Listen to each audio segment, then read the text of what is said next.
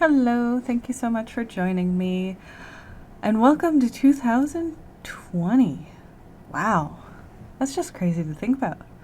Anyway, I figured I'd start the year off by giving people what they wanted. There's been a lot of questions about the official jeans pattern that Danny Choo has made available to everybody, and it's a really cool pattern. It's extremely detailed, and I decided to do my best to replicate it completely. And you will see me referencing an actual pair of jeans that I purchased from Culture Japan directly, specifically to try and make my version as close to theirs as possible. So, without further ado, here we go. We are going to do the pants pattern that Danny Choo released for free. It is on the Culture Japan website, and I will link that down below for you. And I'm gonna try to do it properly, which is to say all of the bells and whistles. I'm a little nervous. Yeah, I've tried to make this pattern multiple times. It always turns into a pair of pants. Whether or not they fit is another story. And I think my problems with fit probably have the most to do with the materials I use, because this is a pattern that is created specifically to use with this style of denim, which is not the thickest denim, but also not the thinnest. And I have the tendency to use this super thin denim because it's convenient and I like it. Beyond that, seam allowance will definitely affect things, and I think not including some of these bells and whistles, like I've never included this guy. I have not included these guys, the belt loops. I know how words work, I swear. Yeah. But I can, and I will show you how to do that. It will be fun and exciting. I think the first thing I'm gonna do is the left pocket, because it's weird, and I just want it to be done. So, first thing we're gonna do is fold this edge over by 1/4 of an inch and top stitch it, and then we'll fold this edge over and stitch it onto our pocket piece.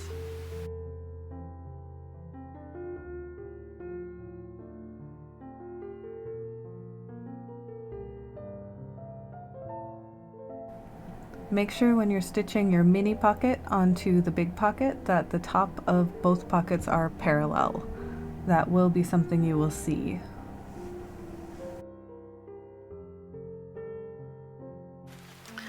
Okay, so we've got our cute little 2 decorative stitches, and then we've also top stitched this down.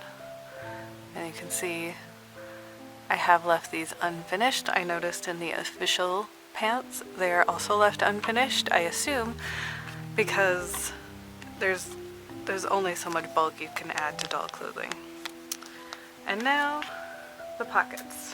I have a feeling the pockets are one of the things that people have gotten the most confused by, because it took me ages to figure them out. And there's pictures. So I cannot blame you for wanting instruction there, because oh my goodness, this took a while to figure out. So what you need to do is, this piece is basically just put on like an applique. So because you want this inner pocket area to be the same color as the jeans, that's why they did it this way. And this part in the finished pants folds over like this essentially, and And on your pants piece, this is stitched, so kind of makes sense. The first thing you want to do though is to just basically zigzag this raw edge down all the way, and that makes your life a lot easier as you go down the line, because we want this to essentially just behave as one piece from now on. So that is what we're gonna do. And because we're zigzagging over the top of it, I don't really think we need to finish it in any other way. Again, oh no, look at that. It has been serged. Oh, that means I gotta serge it first. Okay. I guess we're serging this edge first to finish it, and then we will top stitch it down. Neat. For some reason, I didn't really record any of the serging, and I apologize for that. I will make sure to mention when an edge gets serged, but I guess I just didn't think it would be interesting. I don't know. Would it be interesting? Let me know. Okay, so we've serged the edge and then top stitched over it with our regular sewing machine.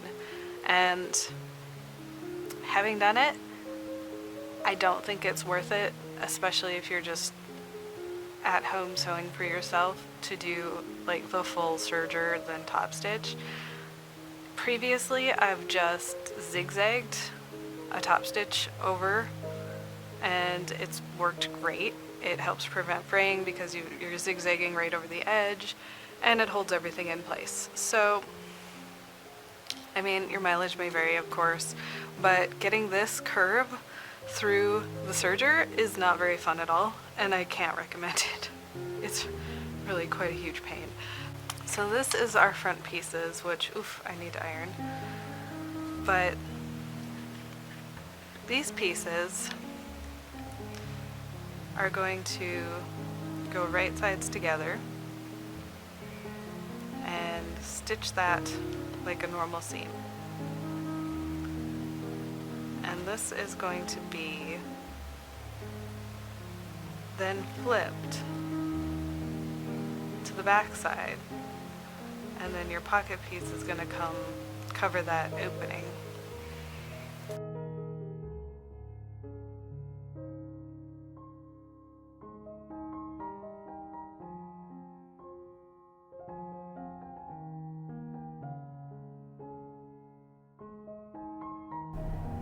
You'll see me bust out the ruler a few times, just checking seam allowances. These patterns do all seem to have different seam allowances in different places, presumably to cut down on bulk where you can, and it is worth referencing them. I think that's where some of my problems really were in the past when I've tried this pattern.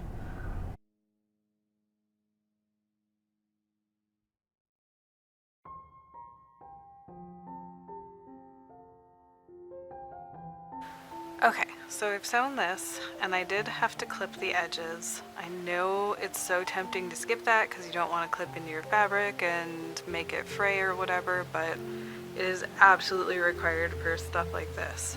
So once you've clipped it, you can turn your piece so it's now wrong side to wrong side, and you've got your very nice edge.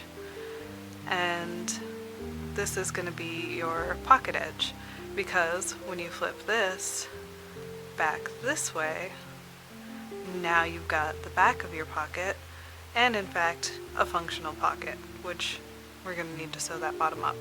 Before we sew the bottom up though, we want to sew our top stitching here.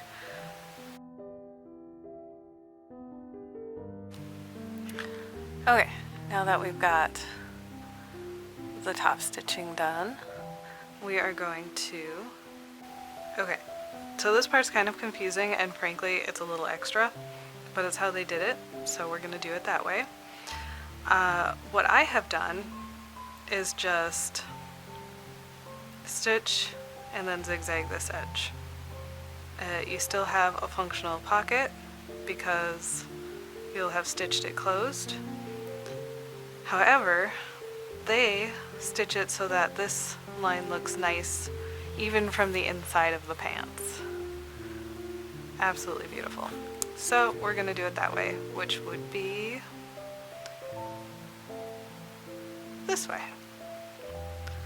So I'm going to stitch that line and then we're going to flip the pocket.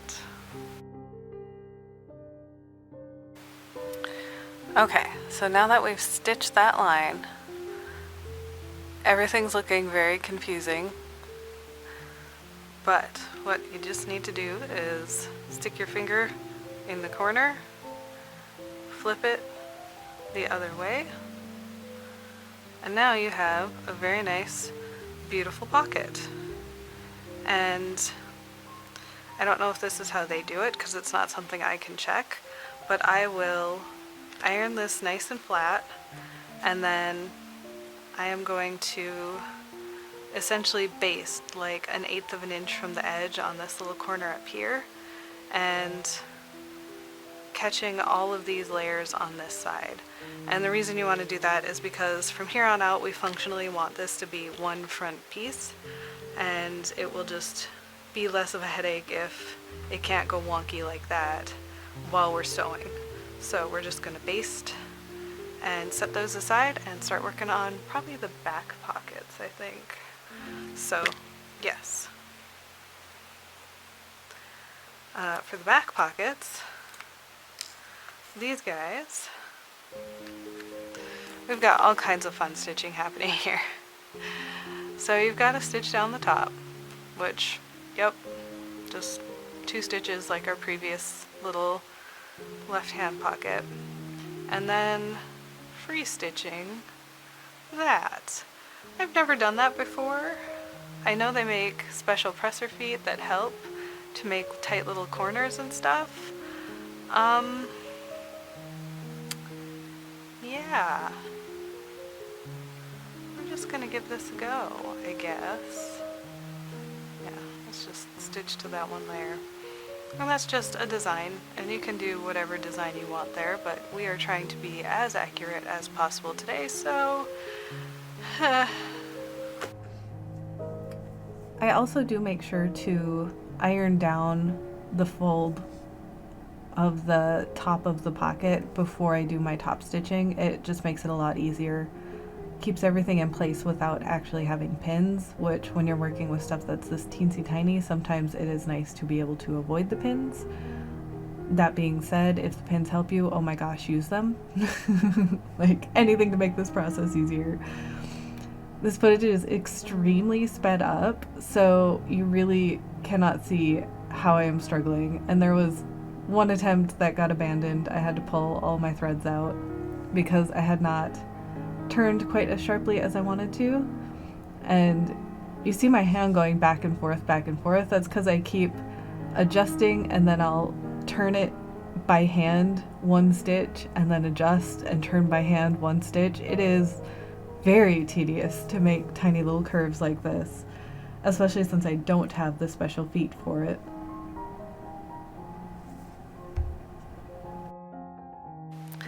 Somehow, miraculously, I was able to do little loops.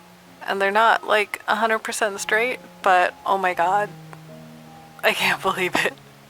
I literally had to hand crank it through the loop part. It was very tedious and not actually fun. And I didn't really get the shape right, like at all. But you know what? It's okay. It's decorative. I guess I just forgot to continue narrating things as I was doing them. So now we're gonna do that in voiceover. Putting the pockets on the back pieces, I wanted to line them up nicely, and it worked, surprisingly.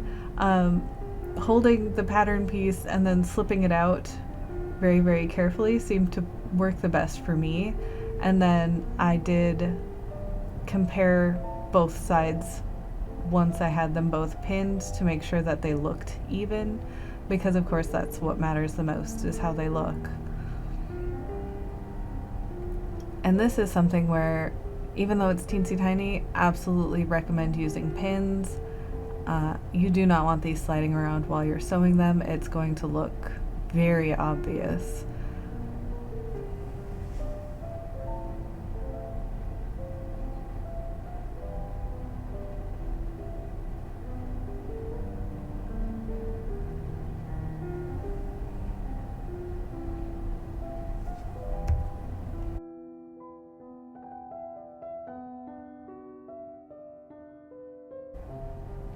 These are just top stitched into place, making sure to leave your needle down while you turn your sharp corners and go slow.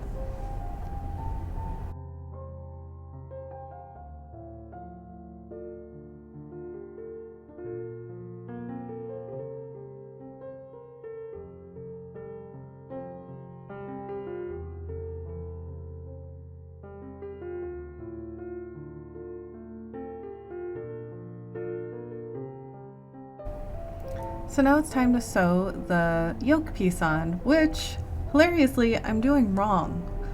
And I didn't notice it, and for some reason my pants still fit in the end. But you want the wider edge to go towards center back. You can actually see BC marked on the pattern piece up there. So I'm doing this wrong. Please keep that in mind. Yeah, I don't know how I didn't notice that until just now. Unreal. It does affect the fit of the back of the jeans a tiny bit. I have looked into it, but ultimately they still fit, so that's nice, I guess. For this back yoke though, you do want to stitch it and then serge it if you're serging things, or finish it however you prefer to finish it, and then do the 2 decorative top stitching lines. I'm still amazed. Anyway, now we're moving on to the side seams, where stitch those down, and all those extra layers that the pocket added, like I said before, we're treating it as one piece, and with our stay stitches in place, it shouldn't shift around while we're sewing that.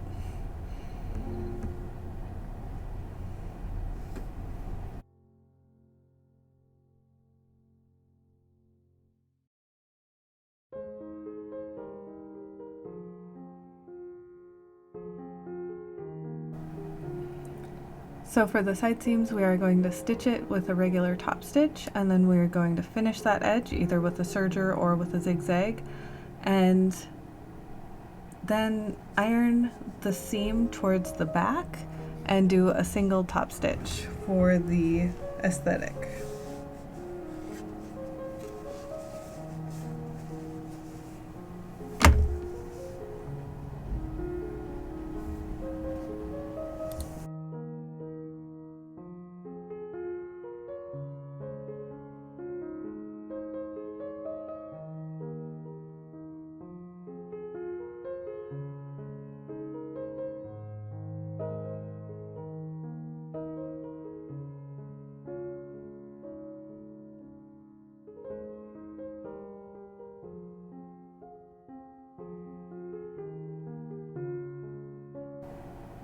Alright, now I am referencing the inside of the pants again. This point I was trying to figure out what order they stitched all those things together in, and I make a mistake here again in that I stitched the front pieces together, and I do not want those stitched together yet. So at this point all you really want to do is sew the back piece. The front we're going to do later because doing it now makes the waistband considerably harder. So ignore this. This isn't happening. But this is. We are going to stitch that center back down. And this would be zigzagged as well as top stitched. I also try it on because I wanted to make sure it would fit, hilariously not noticing that the yoke is wrong.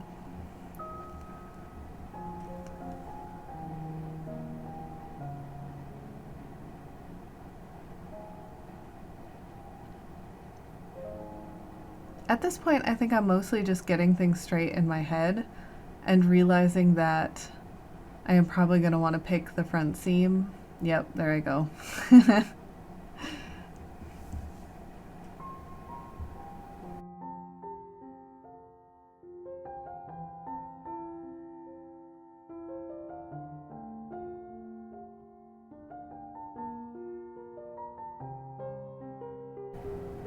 So up next is the belt loops, and it took me a while to figure out exactly how I think these were done. They were folded twice, with the one side not being serged and then the side that ends up not really on the outside but on the side closest to the belt is serged, and that makes sense to me. The one is going to be kind of well hidden while the other one is just flush against the pants. So I make my long piece that way, and easier to see than to explain. But from here we do need to top stitch just like a millimeter from the edge on both sides there.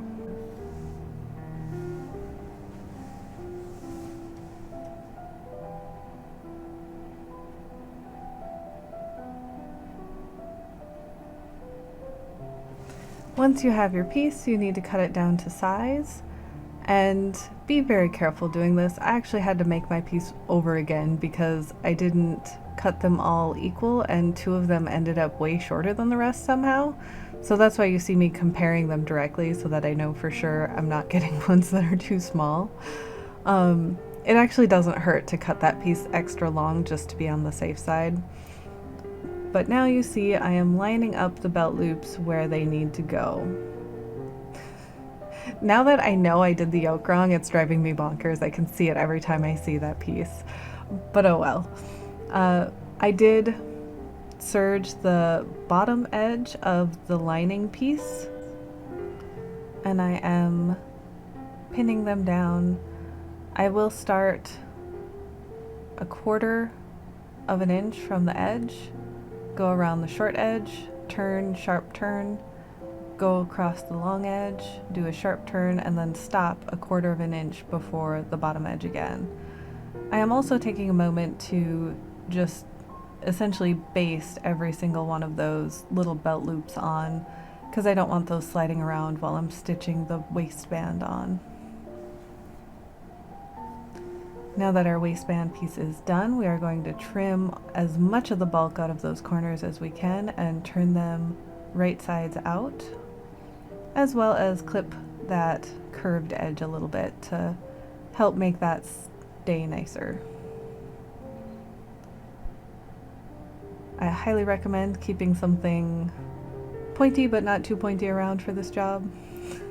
Now I want to pin our waistband onto the pants, and this is the part where I always have to reference existing pants because I forget which side needs to be folded a 1/4 of an inch in versus a 1/2 an inch, which it looks like the right side is a 1/4 of an inch, left side is a 1/2 an inch.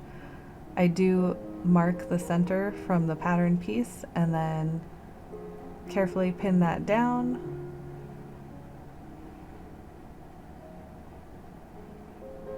And you don't want to catch your lining in when you make this stitch, so I do try to fold that out of the way for this point. This is very much where it helps to have basted your belt loops down because they're very tiny and they like to shift.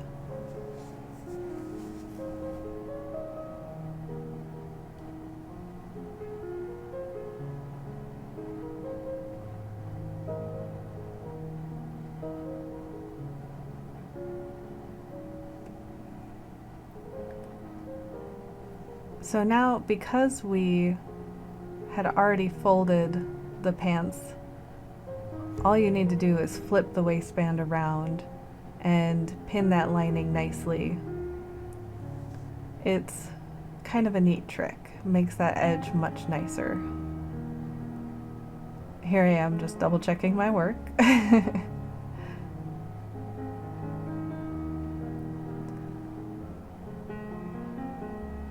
And you can see that side has been folded in a little bit more, and that is because it is the fly, so they can't be perfectly even. Now we are top stitching before we do anything else with the belt loops so that we can top stitch under them, basically. And you just do about 1 millimeter away from all of the edges of the waistband. This stitch will also hold the liner of the waistband down from the inside as well. So you want to make sure all those layers are sitting nicely while you go.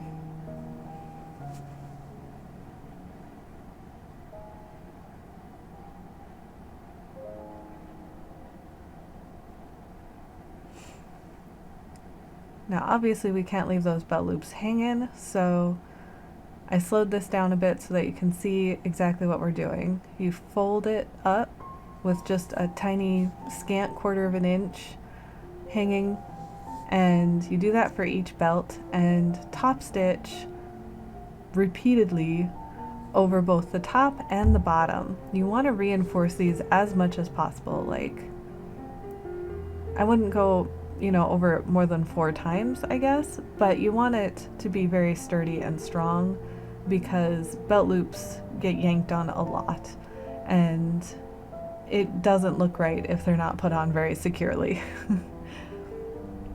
Even if you don't plan on putting a belt through them, but the cool part about these is that you could. So it's a little tedious, but the detail really does come through.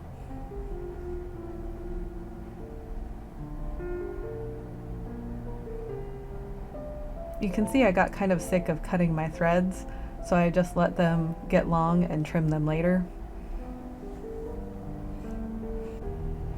Now it's time to figure out the fly, and I feel like this is another part that can be very confusing. So the order that I have found is the easiest is to do a single top stitch 1 millimeter from the edge of the side that's folded over 1/4 of an inch, and just get that out of the way right away.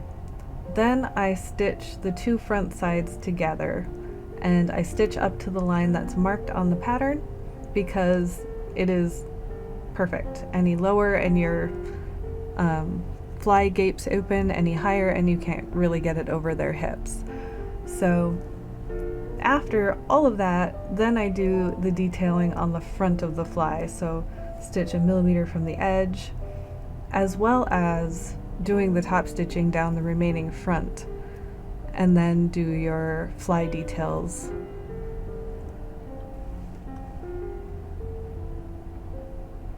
So this is, I actually started the top stitching from the bottom, so the very bottom of the crotch up, and then I fought with it and my threads were getting in the way, so I cut them. And then I folded the piece away so that I'm not stitching on the other side of the fly, and started adding those details. And this is another tight corner that you're gonna want to, you know, crank the wheel once, adjust, crank the wheel another time, adjust. It's really the only way that I've been able to get them to look half decent.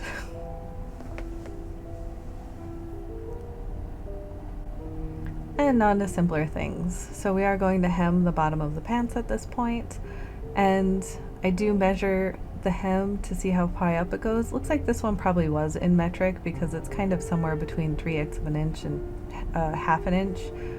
But once you have serged or zigzagged your edge, fold that over, iron it down, and do your 2 decorative top stitching to hold the hem up.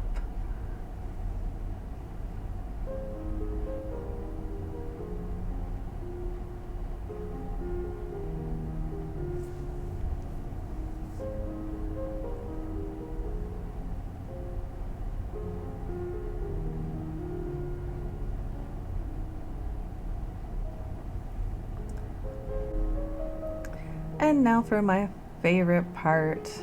I don't know what it is about this seam, but it's just so satisfying to sew. You essentially go from the bottom of one leg up to the crotch and then back down to the other leg in one go. And we are going to serge this seam as well to finish it. Or zigzag, whatever you prefer.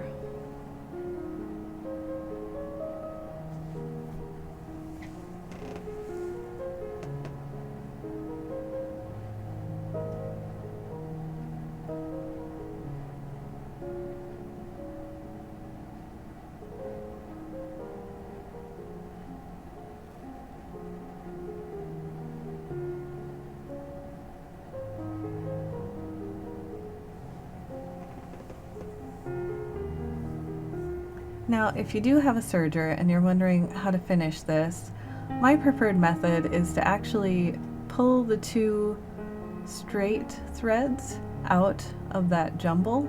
They tend to come out pretty easily, and then tie them to the longer threads.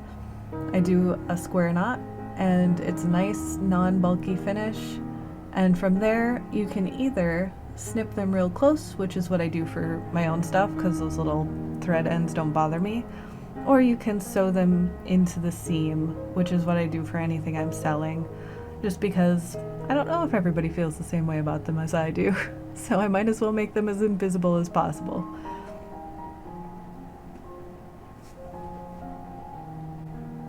We are now so close to being done, but it is time for another fitting. Even though the pattern fits, it's always worth fitting repeatedly throughout the process whenever you can. It's kind of hard with this construction method to get an idea of what you're even looking at, but it is a good way to avoid big problems if you do see something that isn't right. However, our fitting turned out just fine. Everything's looking good. Even with that weird yoke, I don't know why, but it worked alright, so okay.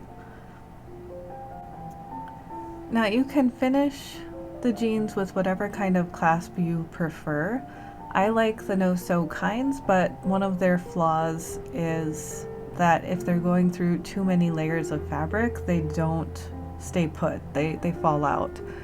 And that's not great. So this was actually the project where I realized, oh, I need to be much more careful about how much fabric I am leaving in the corners of what I'm finishing, because I don't want these to come off easily. And what I like about them is that when they do work, they work extremely well. And another thing that I have discovered can help is setting them with the pliers, but then getting a hammer and actually strategically making sure the little inner prongs are fully curled over. So they're a little bit fussy. I do like them a lot, but keep that in mind if you decide to use these. You're going to want to make sure that that area on the inside of the jeans doesn't have too many layers overlapping.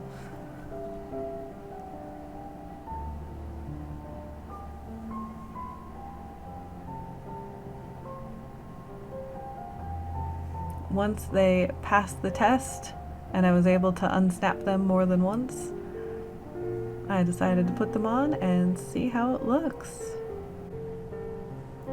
Yay, they fit! They fit surprisingly well considering I did mess up the yoke. And I've been thinking about it, like, as I edit this video, how on earth did it work that they fit so decent, but the yoke is wrong? And I think it was a trade-off. I think the yoke in this way makes it easier for them to sit in the pants, but it does put a little bit of gap in the back when they're standing. And that's not too bad of a trade-off, I guess. I like that they can sit in these pants. So here you can see, oh, the other thing about the yoke is if I had done it correctly, it would be more V-shaped and less, like it's almost straight across. So, not too bad. I'm not too upset, and now I know. Next time I will make sure I do it the correct way. Hopefully though, this video was helpful. I know this specific pattern has been requested a few times now, and it is very detailed. I was wondering, how would you guys feel about hearing about some of my methods for simplifying something like this? I do have one up, but I didn't really go into the details of how I got to where I did and, you know, made the choices I did on that. So if that is something you would like to see, definitely let me know. If you want to see more videos like this, definitely like and subscribe because I will be coming out with more for sure. And yeah, I hope you have a great day. I'm excited about the new year and I hope you are too. Have a good one.